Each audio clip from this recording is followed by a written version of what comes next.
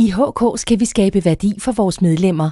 Den værdi opstår gennem de lokale aktiviteter i den organiserende fagforening. Denne lille film er en introduktion til, hvordan vi i HK bedst beskriver disse aktiviteter, og hvordan vi lokalt følger med i, at vi realiserer dem, som vi har besluttet.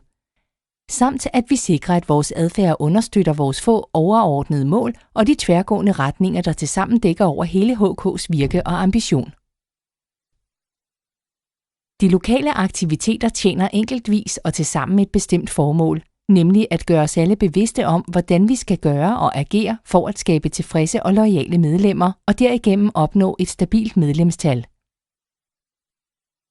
Når vi skal arbejde med at formulere lokale aktiviteter, så er det vigtigt at huske, at aktiviteterne altid skal understøtte de overordnede mål gennem de tværgående retninger.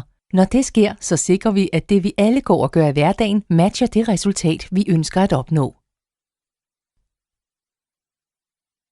Lad os se på, hvordan vi helt konkret kan arbejde med at formulere de lokale aktiviteter og resultatmål.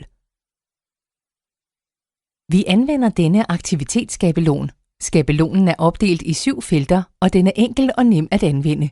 Lad os nu se på, hvordan den er opbygget. I felt 1 noteres den tværgående retning, som aktiviteten skal understøtte. I felt 2 beskrives selve aktiviteten. I felt 3 vælges en aktivitetskategori. Retningerne og kategorierne er defineret på forhånd, så det er nemt at udfylde felterne.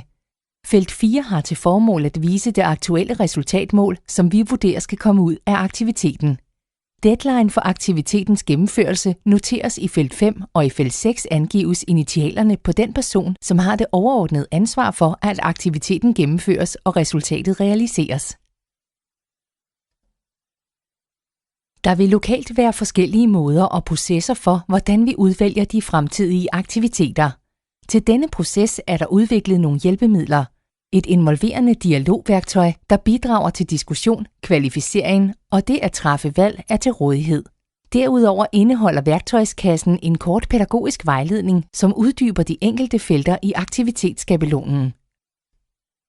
Vi ønsker held og lykke med skabelonen. Vi håber, at arbejdet med at formulere aktiviteter og sætte resultatmål vil føre til, at vi lettere lader os inspirere af hinandens arbejde, og at samarbejdet på tværs i HK fører til øget værdi for vores medlemmer. Fokus, systematik og vedholdenhed er nøgleordene i vores fremadrettede arbejde.